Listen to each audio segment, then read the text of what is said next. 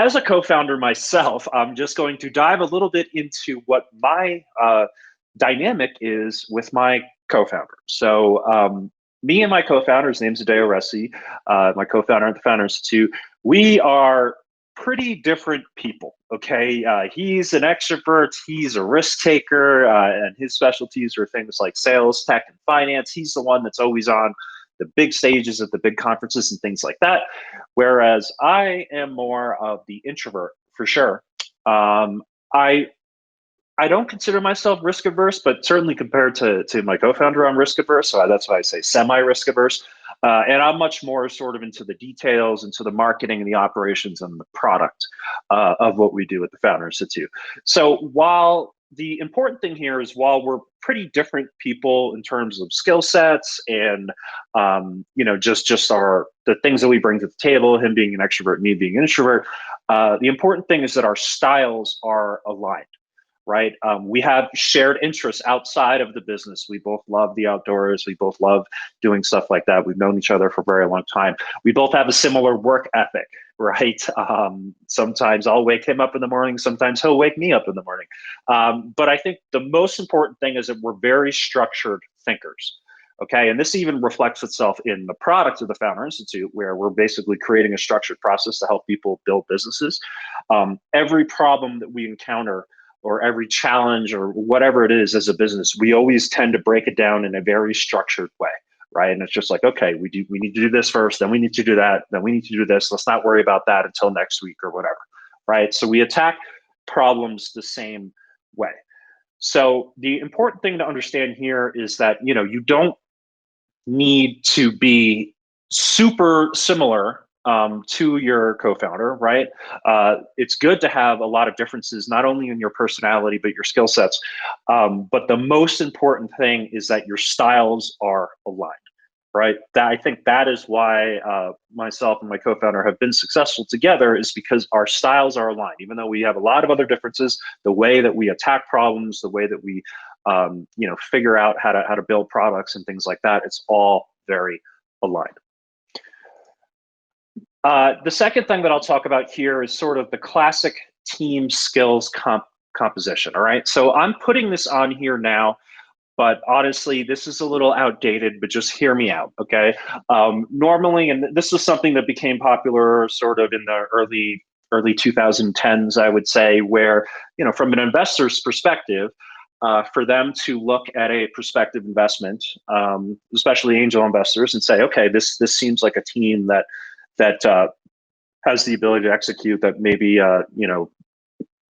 has a great chance to build a great business and a low chance to fail really quickly. Like that they would need to have three specific skill sets: hackers, hustlers, and hipsters. Hackers build the product, hustlers sell and raise the funding for the product, and the hipsters sort of design and market the product and take care of all the creative part of it, okay?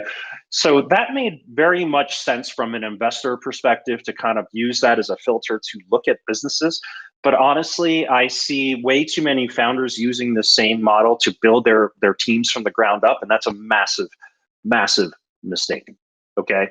While obviously, as you build out the team for your business, you're going to want to plug different holes in terms of skill sets and things that you can bring to the table. But I see way too many founders, when they're building out their teams, go way too far down that rabbit hole, where they're bringing on people that don't fit the vision for the business, they don't fit the style of work that you do or anything, and they're simply bringing these people onto the co-founding team because of the skill set that they have, right? They're like, hey, I can't build the product, I need a programmer, so you're a programmer, okay, join my team, right? Or I don't know how to do finances, I need somebody who knows how to do finances, right? Just join my team, right? And that is a recipe for disaster.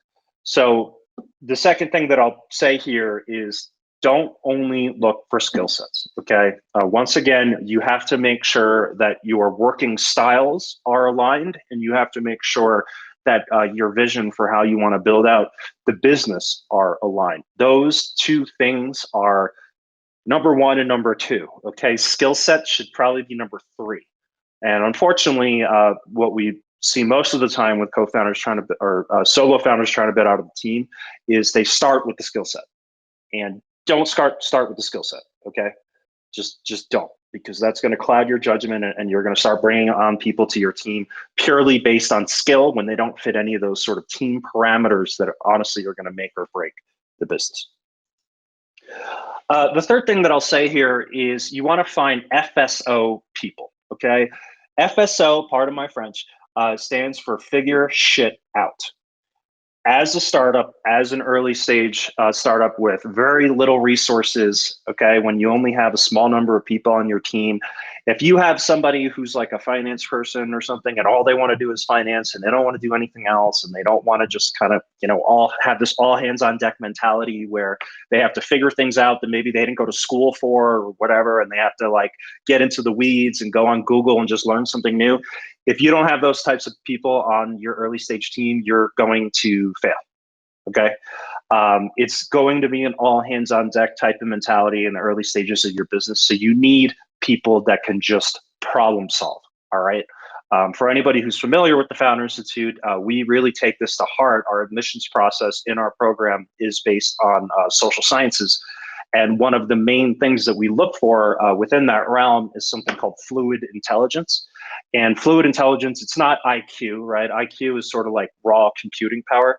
Fluid intelligence is essentially somebody's ability to learn a new rule set very quickly and then put that learning into action, right? In other words, it's their ability to learn very, very quickly. And that is what you need in the earliest stages of your business. All right. Even if you think your business is going to, maybe eventually it's going to need the best email marketer in the world or anything like that, that's fine. But in the early stages, that core founding team needs to be a bunch of people who are ready to roll up their sleeves, get into the weeds in all different kinds of projects, and just, honestly, just figure shit out. Let's see here. And then, so now that was kind of what you want to look for from a dynamic perspective. Now I'm going to talk about formalizing that relationship, okay? Way too many people think that because they're friends with somebody that means that they're going to be a great co-founder with this person. Now, I'm not saying that can't work. There's plenty of situations where it does work. But in my experience now, working with tens of thousands of companies over the last 15 years or so, I can definitely say that the much more often scenario is that good founders or good friends build a company together, and then that company ends up, it either does well and they're not friends anymore, or it doesn't do well and they're not friends anymore. Okay. Like that happens much more often than the inverse, where it's like, oh, somebody and their best friend, they started this company together and they're still best friends and it's a great business. Okay. So friendship does not equal business partner. You have to look at things differently. Now, the good news here is that there's a lot of really easy ways for you to sort of test drive this partnership, okay? And you should do this whether it's your brother or your sister that you're trying to start the business with, or it's your best friend, or it's just somebody that you just met last week, okay? No matter what, a test drive is mandatory. And the best way to do this, in my opinion, and this is something that we always instruct our founders to do in the Founder Institute, is to start a small project first. All right, why jump into this whole complicated co-founder relationship where you need to sign all these documents and all of this kind of stuff, talk about equity, et cetera, right? That's a lot of stuff you don't need to worry about just yet. First, figure out if you can work well together. And the best way to do that is, in our opinion, is to put together an event, okay? And here's why I say that. No matter what kind of business you're doing, and this is even more so now, because of COVID and the prevalence of online events like the one that we're all on right now, putting together an event forces you to do a bunch of different things, right? And it's probably a bunch of different things and a bunch of different skill sets that you might not necessarily have in your business, right? Somebody's going to have to figure out, okay, like we got to market this event. We got to put together some creative or something, right? Somebody has to put some text around the event.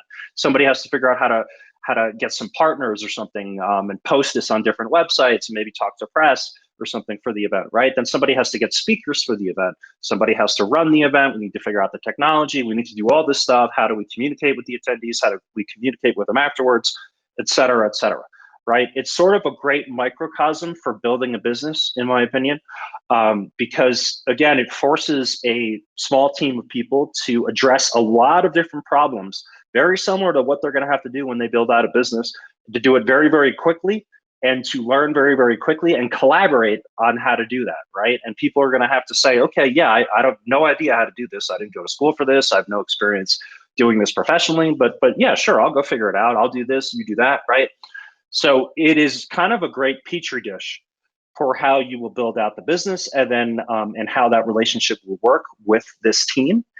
And secondly, as the added bonus, it's also helpful for the business that you may create anyway, right? Engaging with partners, building up a mailing list, engaging with speakers who are probably going to be other people in the industry that are fairly high up, right? All of these different things will be very useful for the business as well.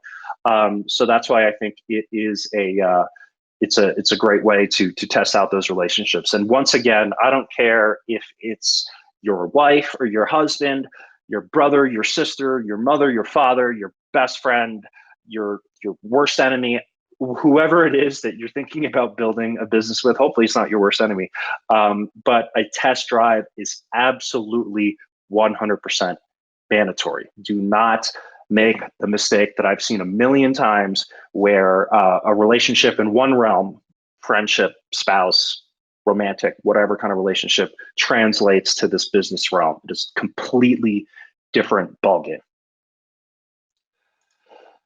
Okay, and here are some ways where you can start to ensure some of this compatibility. All right, now please, when I say that these are questions and you can download this worksheet, or sorry, it's a blog post at bit.ly/34-questions, and we'll put it into the chat here as well.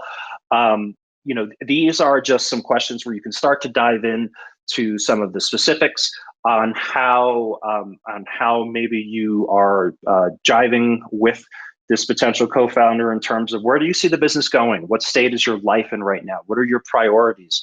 What does the definition of success mean for this business, right? These are all incredibly important questions that you need to ask, right? And I wouldn't say that this is not a replacement for doing a test drive project, right? These are all things that you should be doing in correlation together, right? Because not only do you want to figure out if you can work well with this person in practice through a test project, but you want to make sure that your definitions of very simple things like, what is success, where do we want this to be in 2 years, where do you want this to be in 5 years, et cetera, all of those things are very much aligned. So do me a favor, download this worksheet, and that is definitely something that you'll want to go through with potential co-founders. So this is a topic that comes up a lot, right? Because now we're sort of talking about the brass tacks of how to figure out the equity split with co-founders. And there really is only one wrong answer I've ever seen, and that's the 50-50 split. Okay. Now, again, 50-50 is assuming 2 people, right? So if you have 4 people, that could be the 25% split, 3 people, 33, whatever, right? Essentially, evenly splitting the equity amongst the different co-founders on the team is almost always it's almost always going to lead to disaster in a couple of different ways. And more importantly, it's something that we see working with so many companies and a lot of investors as well. It's a bit of red flag for them, because when you see something like this in your head, you're like, okay, these people, they don't really know what they're doing. All right. Like, they have not had those tough conversations yet. They haven't actually talked to each other about what value they're bringing to the table. Right. So they're punting these tough conversations until later, when things are sort of hitting the fan, so to speak, right? And if you can't have those tough conversations now, before you really get into the throes of the business and things are changing and stressful and all that kind of stuff, then your ability to have them later in a productive way is going to be that much more difficult. Okay. Everybody brings a different level of value to the table. Myself and my co-founder do not share equally. He has a lot more of the company than I do. And again, it's for very simple reasons, okay? He provided a lot of the money up front to get the thing going, had a lot of the initial contacts to get the thing going as well, right? These are kind of grown up, so to speak, conversations that you need to have on the front end. And it's a huge red flag to anyone else evaluating your business if they see these very equal equity splits, okay? So there is a spreadsheet that should help you go through that. And I'm not saying it's an easy conversation, right? But that's part of building a business and part of having a functioning core co-founding team is to have those difficult conversations and for that not to lead to like somebody not talking to you for a month or whatever, right? Like those are sort of the adult conversations that you need to have to build a great business. So download this spreadsheet, which has some guidelines that can help you kind of get through that conversation and provide a framework for that. But believe me, that 50-50, that equal split, whatever it is usually a red flag. And it usually means that you're punting really hard conversations, kind of kicking this can down the road on your business. And that's a terrible, terrible idea. All right. So the last thing I'll say here, and that's why we're all here today as well, right, is how to find co-founders. And the first thing that I'll say here is, and yes, I am quoting myself, man, I look a lot better in that picture than I do right now. Maybe that says something about COVID, but the lack of a co-founder is a terrible excuse to not get started. All right. We work with a lot of founders who are in the early stages of this business, and I see way too many founders who basically are like, hey, I'm just waiting to make the next step on the business when I find the right person. Right? If you are one of those people, if you've said anything similar to that, just shake free of that. Okay. Just get that mindset out of your head, because with that mindset, you'll never get started. All right. Do not wait for the right person to get around to get started. The way to find the right person is to just get started. Okay. You have to totally flip that equation around. And there you go. The best way to find the co-founder is to just get the F started. And the good news is now with all of these different tools that we have, this is obviously, these tools are very specific for digital businesses, but there's this whole no code movement, right? So I put this on here because the most common scenario that I see is where we have this solo founder that doesn't have a technical co-founder. And they're not moving forward with the business, right? Because they're like, well, I don't have anyone who build the product, so how the hell can I build out the business? Well, the most important thing is that you don't have to build out the final version of your business from day one.